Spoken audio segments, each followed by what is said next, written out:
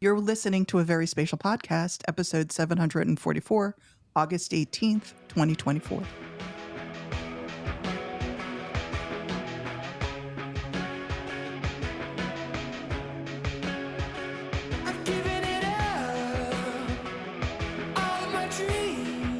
Hello and welcome to a Very Spatial Podcast. I'm Jesse. I'm Sue. I'm Barb. And this is Frank.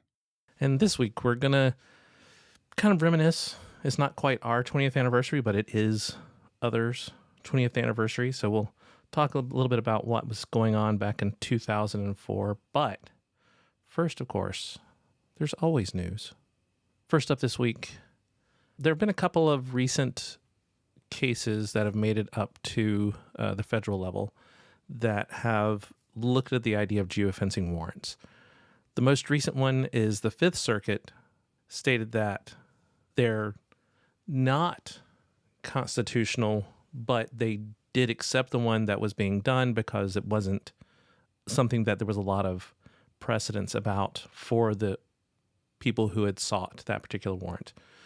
This kind of is to the counter of what the Fourth Circuit last month stated, which was that they were constitutional. So we've got kind of two different perspectives on it. And I think both of them are saying it's somewhat contextual, but it's one of those things where, whenever you're talking about, okay, tell me everybody who was in this area, that goes beyond, of course, looking at an individual and the main things that are the precepts behind the Fourth Amendment. And so it is one of those things that it is a question mark of, how much, especially in our data era, is appropriate whenever you're talking about warrants and things that can, have very significant impacts on people's livelihoods, both that are involved or potentially involved and those who are just near the incident. How much of that information should be shared? Yeah, just for edification for those who aren't U.S. citizens and don't necessarily know all the amendments particularly well, even if you are U.S. citizens. The Fourth Amendment is the protection against unreasonable searches and seizures, as well as indication about how warrants can and cannot be issued.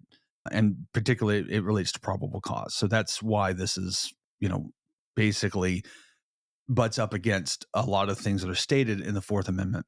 The flip side of this is that if you've got two circuits, the Fourth and the Fifth, that are at odds with each other, that does increase the probability this ends up at the Supreme Court at some level, and to clarify the nuances. So there's a good chance this ends up at the Supreme Court. Given this particular court, it's kind of a crapshoot how that gets interpreted. So it will very much be up in the air. Yeah. Yeah, and that's, by the way, another part of the U.S. justice system is that when you appeal a decision made in a court, the U.S. is divided up into appeals districts at the federal level. And so that's what the Fifth Circuit and Fourth Circuit refer to as which sort of federal appeals district you're in for that case. And so decisions handed down as precedent in one, as in this case, right, may not be the same as what gets handed down in another. And then the next level up is the Supreme Court. So it can make for differing interpretations when cases come through.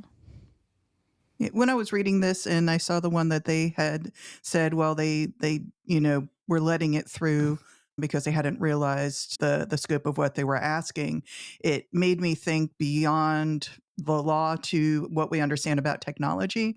And I kept thinking about when we watch police procedurals and we see people go enhance. I felt that very much this was very similar in that it can feel like, let's just do the geofence and collect everything in it without understanding that it's not going to do exactly what you think it is, or that it's possible to do what you think it does. Again, the idea that we see things on TV that we think are possible, but aren't really possible at this time.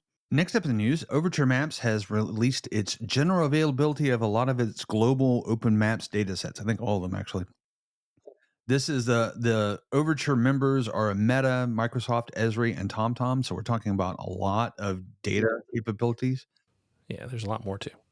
Yeah, there's a lot more, but those are the big ones. Obviously, we're talking about a lot of data and a lot of stuff that can be out there. They're all global data sets. They're all the open data sets. And it's kind of nice that because they've released this as a general availability, that means that anybody can use them more or less for any purposes. I'm sure if you look at the details of the license, there are some limitations, but they're generally available. I'm guessing that they're going to be centered around you can't repackage it and sell it. But if you're doing anything else, they're open data now. So, of course, we talked to Overture Maps about a year ago, and that was when they were first going into their first alpha release and beta and moving through beta. And, it's exciting for them to get to that point where they are releasing these to general availability. And in addition to that, they're also releasing an alpha of over 200 million addresses as well. So they're starting a different data theme in addition to for addresses. And this is going into alpha. And I don't think that one is global. I'm not sure. I didn't look to see what the extent of that was, but 14 countries, I guess. I think it's the intent is to move it beyond alpha into global, because the other alphas weren't quite all global on all the themes. But it's another one. If you're looking at their data sets, this one is one that you can. And whenever we talk about Overture Maps data, it's been available. You've been able to use it, but they did have that caveat of it's not finalized data. Now they've moved on. People have used it enough. They've fact checked it enough. That's not the right word. They've QC'd it enough. There we go. I'm so used to hearing fact checked in the news these days that it just stuck in my head. But it's now been QC'd to the appropriate level that they're comfortable putting it out as general availability. And again, it's made available through Overture Maps, but there's so many organizations who are feeding into this, both open source and for-profit organizations that are feeding into the data, because their goal is to have a shareable, kind of consistent data set that everybody can use if they choose to, for commercial products, for their day-to-day use, whatever it is. Yeah, a really cool thing is that one of the layer themes is buildings, and it's 2.3 billion unique building footprints worldwide, but it's what's already in Bing's and Esri's Living Atlas. So if you like that data, you can just now get that data. That's pretty cool without having to necessarily be a Microsoft or an Esri customer. Moving on to some drone news, the beyond visual line of sight rules are coming. That's kind of it. There's not a lot of details yet. Basically, as part of the reauthorization that just took place for the FAA, it was mandated that within, 6 months or so, that the FAA had to put into place initial guidelines for beyond visual line of sight, more than what they have in place right now. And so those initial expectations and ideas about what it will be should be out before the end of the year. And they're suggesting, or at least one of the upper levels in the UAS space at the FAA was saying that, by 2026, these should be going into play. So if you are someone who's looking at some of the beyond visual line of sight and, for monitoring, for just mapping in general, there are use cases for being able to do things where you can't, necessarily see or have someone in the flight line that can see the drone while it's going over. So, looking at things like linear features such as utility lines or pipelines and using a drone to inspect those. Your drone can go 10 kilometers without having too many issues with frequency distortion and can come back to you. But right now, you basically have to drive along with the drone so you keep it in sight. So you have a driver, you have the pilot and other observers, or have different people along the line. So it's a whole thing right now. So, for the mapping portions of this, there are reasons for beyond visual line of sight. Of course, most of this is for the people who want to deliver packages, but whatever. I think that what's interesting about the news is how much there is mention of, it's so surprising that the implementation is happening along the timeline they set.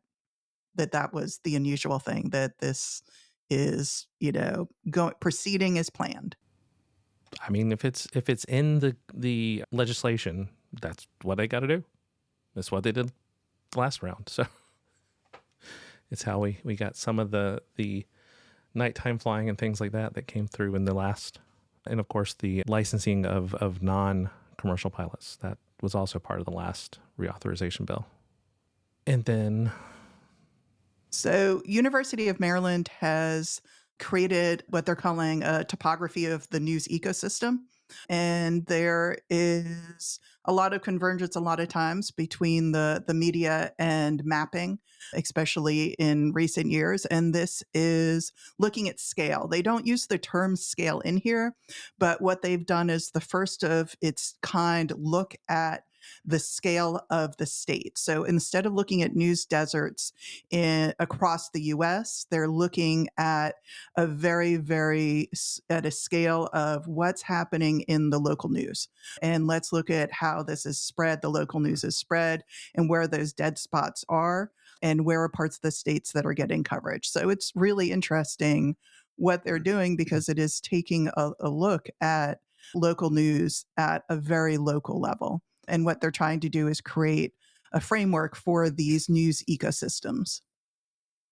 Right. And I think this is a really important and really interesting study in the United States, because coming from a small area, I can say that I've seen, even just monitoring, I've moved away from my hometown for a long time ago, but to see kind of the changing landscape there of local what was local newspapers first, and what you have is kind of a local TV market. But these types of news sources that, allow people to see kind of not just the events in their area, but how they maybe relate to what's going on at other scales, I think are really important. And when they go away, right, that connection that you have with what's happening in the news, I think, starts to erode a little bit. So I think this is a really interesting study to take a look at. And like you say, Barb, it's that conversion kind of how we see things across space, but look at those different scales. So I think I noted in the news article that we were looking at that they're actually going to make this structure available to other universities if they want to do a similar type of study.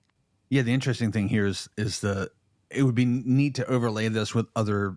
I don't think they use the term deserts, but really you're talking about somewhat news deserts when you're talking about the local. It'd be interesting to overlay that with common rural deserts like food deserts and healthcare deserts and education deserts. I think it's going to be fairly obvious that we see a lot of overlap, but it'd be kind of interesting to do that, to see what degree. And that's it for the news. This is 2024 and 2004. A number of things began. Podcasting first began about this time of year with, what was his name? He was an MTV VJ. The blonde guy. Mark something. Yeah, I can't think of his name. The guy. Go look it up in Wikipedia. You'll figure out. Those of you who are old enough to remember the beginning of there are others MTV. involved too.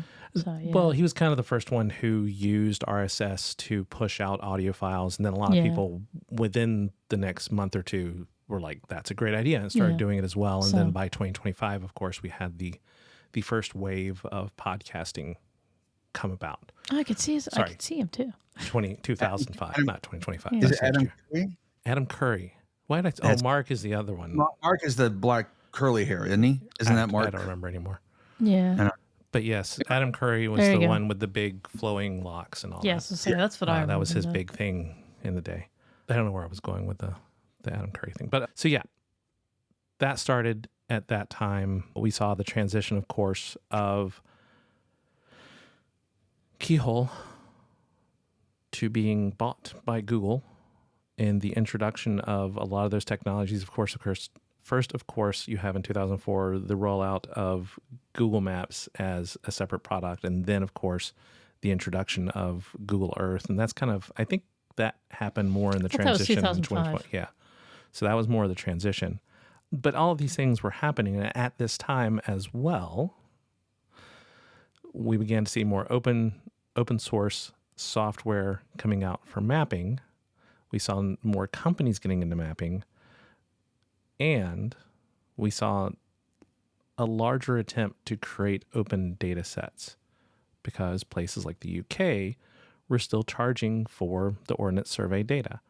And so for people to be able to actually use GIS data for the UK, they were like, well, I guess we have to create it instead of spending millions of pounds. Sorry, I almost used the wrong monetary unit. You could have done it in dollars, but there would have been an exchange rate problem and all that stuff. But yeah, to the Ordnance Survey. And so hence was born the open project, OpenStreetMap. Well, I think too, and add in that another really important thing, or other important things that were going on at this time, was the rise of high-speed internet. Because that's the thing, right, is that one of the things that drove this was people could access, because those of us who were in GIS will remember that there was online map sharing, but very few people could take advantage of it because of the hardware requirements, or the network requirements. And then the development of Web 2.0 that allowed stuff to pass quickly, right? So all those things are converging around the same time in this mid 2000s. But those are the things I remember, because I remember, for example, and those of you who are ancient in GIS like us will remember things like the early versions of ArcIMS and things like that, which if you had the connection were fine, but most people just couldn't access those things. So once you had high-speed internet available to more people, and you had now with the Web 2.0 technologies that on the podcasting side and on other types of technologies where now you can pass things back and forth much quicker and do more things, then you start to see this. But that was when people realized, wow, if we want to do something like this, a lot of the data isn't available for us to do ourselves. And for the mapping portion of it, perhaps for me, the most important part was at that point, you no longer had to have a download. You didn't have to download an extension for your browser to be able to run the software. And we were talking about it with Burn, with Silverlight and things like that. But just the XAML, the JavaScript and XML core of Web 2.0. It was Ajax. Yeah, thank you. Asynchronous. Yeah. Asynchronous. That was the hot word at the time. Yeah. Ajax was asynchronous, JavaScript, and XML. Jeez, thank you. It's everything. I mean, everything in the web now is basically Ajax. We just don't call it that anymore, because at the time we talk about Silverlight because it's anyone to remember, but Adobe had one too that was arguably more popular. Yet I cannot for the life of me remember its name, even though I developed in it for like 2 years. Well, you mean Flash? We had Flash, but there was another one as well. No, there was the other one. Okay, the thing was built on Flash. More accurate, Flash was built on a bit of technology that's like Silverlight, and I cannot for the life of me remember. Reflex, something like that. I can't remember what it's called. It doesn't matter. It's a historical thing that nobody uses anymore, and it's gone away. But it required the Flash plugin to run. Silverlight was built in Microsoft's. It was Microsoft's solution. I think it was built into one of the updates to IE, Internet Explorer. Or like if you downloaded, not .NET because it predated .NET, but one of those things that you downloaded, it kind of just stuck it in there automatically. And for a long time, it was really, to get to date ourselves even further, it was really the Blu-ray HD DVD, nobody knows what's going to come out on top thing that was happening. Well, let's go even older. It was the VHS Betamax. I wasn't going to go that old. I feel that more people remember VHS Betamax than the very small blip. It was the Zune iPod. Don't hate on the Zune. I still have one. I mentioned Zune first.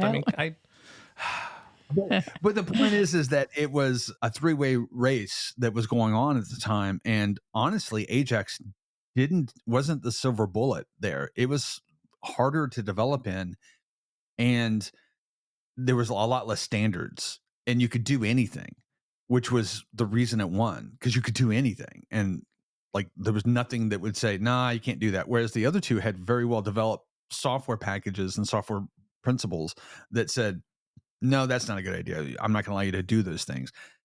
So the fact that it would run natively in the browser was a big help, because nobody had to download anything. Not that it was a big deal, because a lot of times people were downloading it anyway. So it tended to exist everywhere. And it then annoyed me. I didn't like it. I didn't like to have to do the downloads. Well, there were people who balked, but for the most part, it tended to exist everywhere. And then one of the challenges was one of the browsers. I don't think it was Chrome. I think it was Firefox. One of them said, this is a problem. This is like a massive security hole, and it could, cause the queen to lose the war and make you get scurvy, and all sorts of terrible things it would say it would do. And you would go, oh, I shouldn't do that. Because I can very clearly remember a conversation with my parents that they were like, we went to this website and they wanted us to download this Flash thing. And think that's a good idea because I saw in the news and I was like, okay, this has turned. This is when this has turned that, okay, download these plugin things isn't going to work so much for a development suite. So that's really when Ajax exploded. And furthermore, the other big thing that really made a positive difference to Ajax is that it was free and anybody could get it. Whereas the other ones were harder. You could do it using text editors and you could do it using compilers that you could download for free, but it was a nightmare. Whereas with Ajax, you just did it in text editor and hit refresh in your browser and you knew whether or not things were working or not. It was a very quick to development. And that's why a bazillion kids got out there and started doing everything. And that's where it really exploded. And you can see why Keyhole and then Google sort of developed on that platform primarily.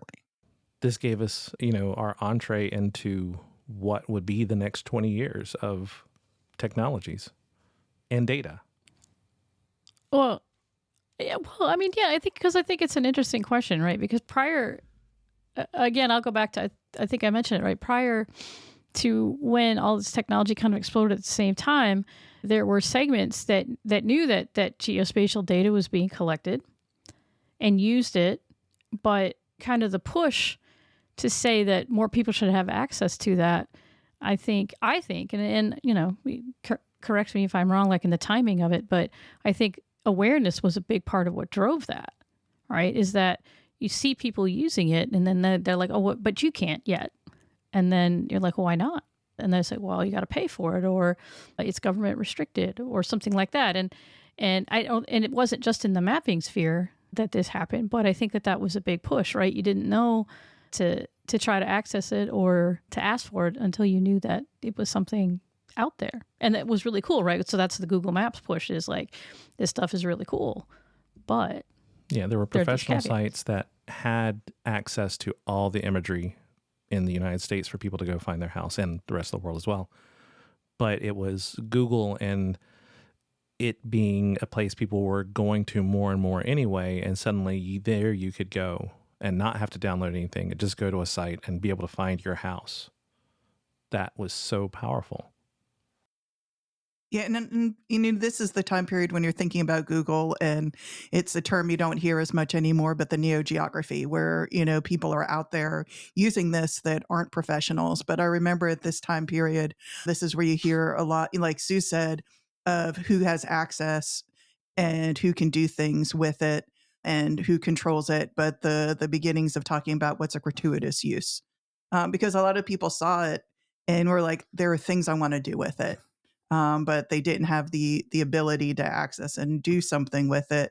But like Frank said, you had a whole bunch of, especially young people, who now had access to all the data and to the technology to do something and to make something and to see something that they imagined in their heads was missing in the world. I'm going to make a bit of a radical assertion that I can't defend, but this is my opinion, feeling. So I remember very clearly working at the GIS Technical Center before 9/11, and we had a data set out that was the oil and gas pipelines in West Virginia. And it was public data. Just anybody can get to it. Download it. It was there. It was in the topo sheets. That's why we had it, is because we made a digital line conversion of all the topo sheets, and that's where it came from. And then we got an update from, I think the Geological Survey gave us an update. And then I think it was Homeland Security called us October, November of 2001 and said, why is that on there? What the hell is that doing there? You have to get rid of that. Because of security issues after 9/11, there was a lot of data that was pulled that was publicly available. It was annoying. You had to go to every damn state individually, and some of them had a bunch of stuff and some of them had nothing, and it was mind-numbingly irritating. I actually think that desire, need, whatever word you want to use, to hide data for several years helped fuel this more OpenStreetMap approach, not OpenStreetMap itself, but its approach of, we need to get our own publicly available data out there that isn't controlled necessarily by a government agency that can say, no, that's no longer information you can know. I think that really gave a lot of people an impetus to say, I want to make sure I have a data set that I can always access. Well, I think that helped spur it in places like the United States. But again, just the lack of access, even to what, we take a lot for granted in the United States because of the way things are set up. Whenever we pay taxes, anything created with our tax dollars should be, unless there's some reason such as that, to keep that data in a closed off area, then everything else should be available to us. And we just take that for granted. And for so long, there were a lot of other countries, especially those that were under the British crown and such. They didn't have that because the data was the Queen's. And so if you wanted, the permission and privilege to be able to use that data, you had to pay the Queen for it because she had collected that data, not the people. And it was stupid expensive. I remember at the time, quote, they're like, yeah, I just want to cover, I want to say like Edinburgh. It was a city. And it was like thousands and thousands of pounds. I was like, who the hell can do that? And at the time, this is where I remember, I wasn't even really adjacent to GIS yet, but working with research companies that work with technology that were the early days of drones and things like that, where they had the technology, but they needed the data, but yet they couldn't afford or get the location-based data they needed to basically keep moving forward with the ideas and they had in their head for these type of technologies that we would know, later on and be very familiar with. So that was also coming from outside the geospatial realm and, not just individuals, but to small companies that were growing at the time and probably a lot of larger companies that were outside that realm. And so that swung the door open for the need and people to start doing it. Well, yeah, the need, and also, again, seeing examples of that. And people, I think that how quickly it grew just so that people did want to contribute, because a lot of the idea behind having that data available is not just the I can find my house, but also look at all of the problems that we can address by seeing conditions, right, that are spatial. And also, I think one of the things that was learned too in these early days is if you had to rely on government data sets, those were data which we now all know to call them data layers, right, that were collected for specific purposes. So if you want something, so in addition to that, right, having that some kind of authoritative thing of what's on the surface of the earth, if you want other things, you either have to find somebody who's collected them and will sell them to you or give them to you, or you have to collect them yourself. And so that was another thing that came out too, is look at all the things we can collect. But we do need these base layers to help make that happen. And of course, being able to have the technology in the background kind of takes us back to where we were talking about having the ability to do these things in a web editor, which was basically a wiki style event, provided a lot of opportunity. I think two seminal events really exploded the use of this data in the public consciousness, because all the stuff that we're talking about, like getting data and all that stuff, is just map nerds doing map nerd stuff.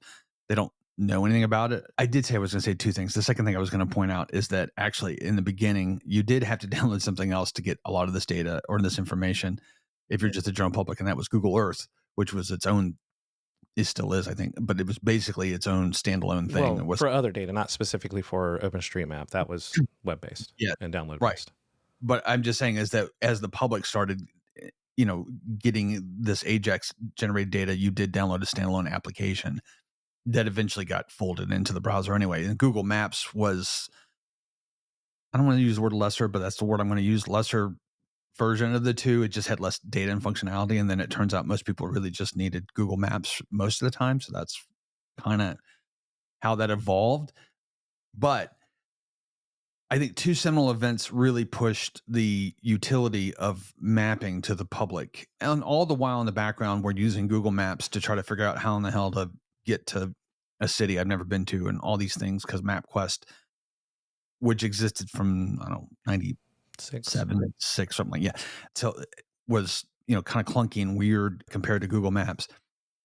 The 2007, I think, wildfires in California around the San Diego area really pushed the utility of mapping, because what happened is that the people were using a lot of social media to say communicate information much quicker than governments could communicate information. and say, well, this shelter is closed, or this is overrun, or this fires are spread here, and that sort of thing. And it was going into tweets, and tweets were then being mapped by news agencies, and people could pull up a map and figure out, oh, where can I go in this crisis? And I really think that was kind of a culmination event. All that kind of stuff had been happening up to that point, but at that point, people started realizing that there's broader utility here, that we can use it for a lot more. And by people, I mean the general public, not map nerds. We knew it for a while. The second big event, I think, was the 2010 Haiti earthquake, where literally, and this directly impacted OpenStreetMaps, like the day before the earthquake, if you could, I'm sure there's images out there you can find on the internet. If you look at what was in OpenStreetMaps for Haiti a couple days before the earthquake, the answer was, here is Haiti, and that's about it. It was a dot. There's very little information that was in there.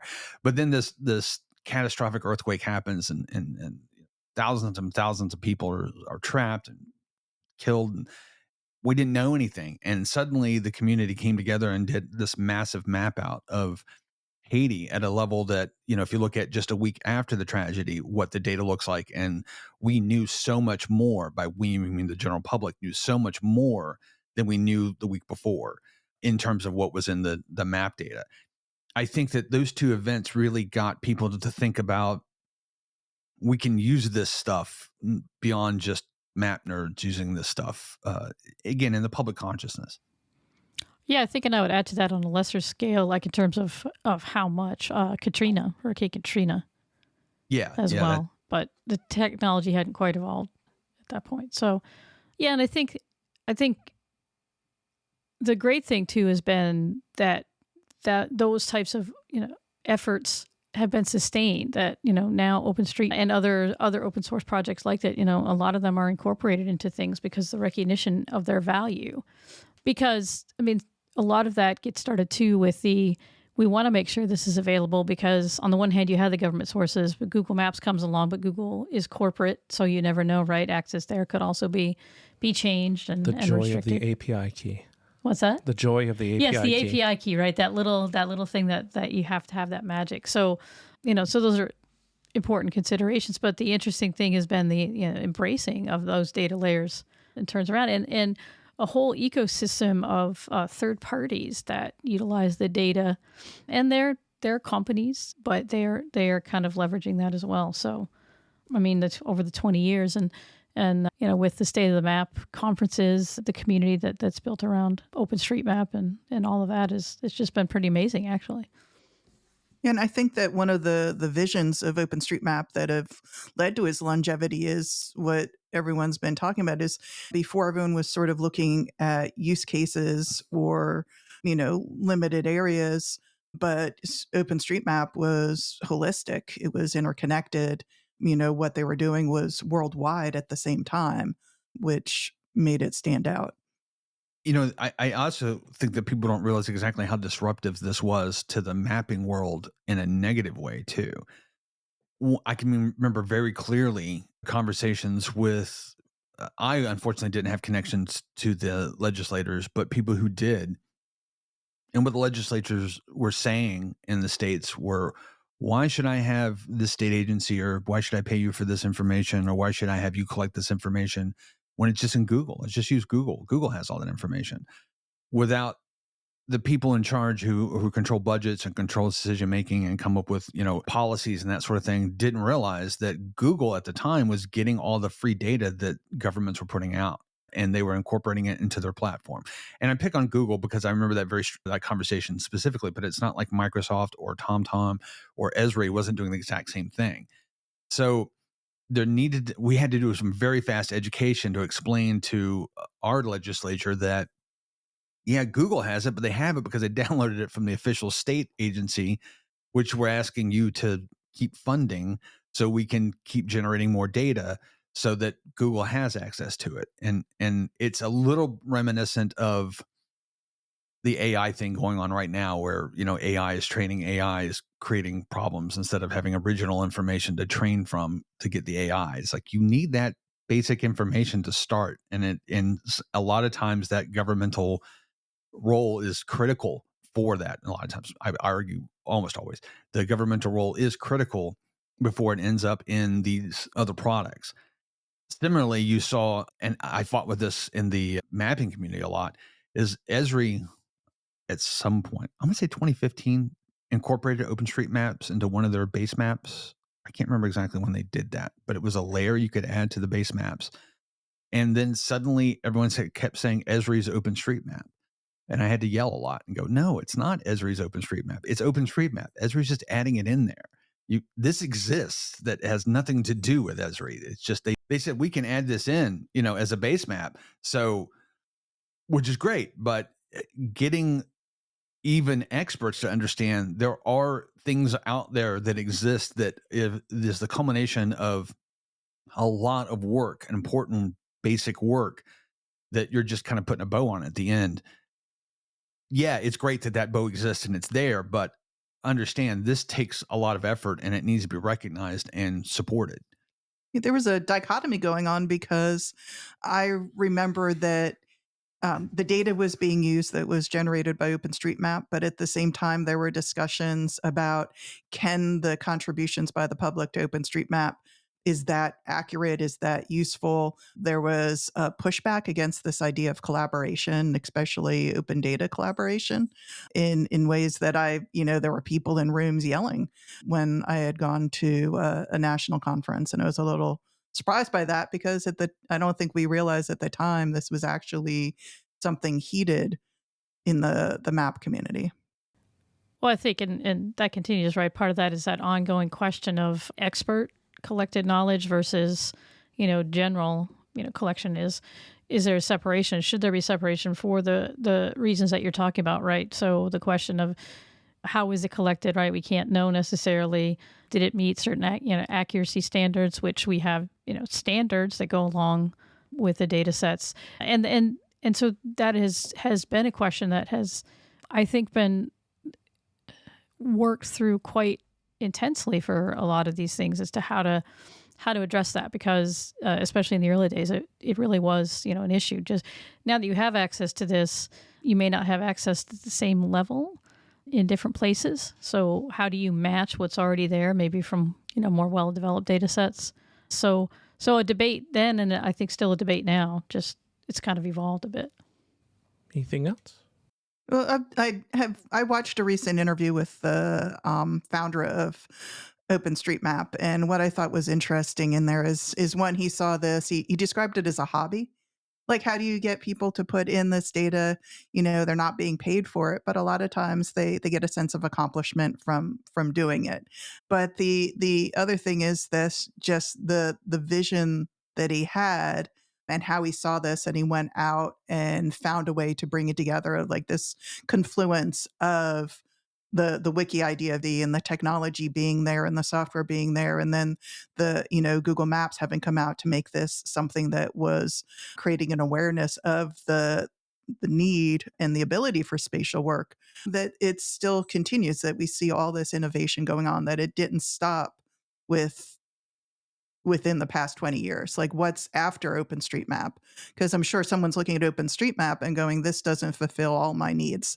And it is open, but what's next? Well, and that brings us back to news items like Overture Maps doing general availability. It's a different thing. It's not something that everybody is involved in creating, but it is an open data set. So is it where we're going after this? But again, just wanted to talk about what was going on 20 years ago, because we have a perspective, because we were in the world, geospatial and physically. And it played out in events too, like Where 2.0, that brief moment in time where they held those. A lot of the discussions about these topics are going on there. Yep. And so go out, check it out. If you've not used OpenStreetMap, go out and go over to the website, check it out. If you've not used Overture Maps, go over and check that out. There's a lot out there that we can utilize as geospatial professionals. And get involved if you can. Yeah. On to the events corner, as always. You should check out events and, go to them if you can. First up, Eurocardo 2024 is going to be taking place September 9th through the 11th in Vienna, Austria. GIS in the Rockies 2024 is taking place September 26th in Denver. Of course, if you'd like us to add your event to the podcast, send us an email to podcast@veryspatial.com.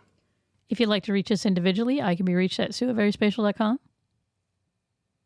I can be reached at barb@veryspatial.com. You can reach me at frank@veryspatial.com.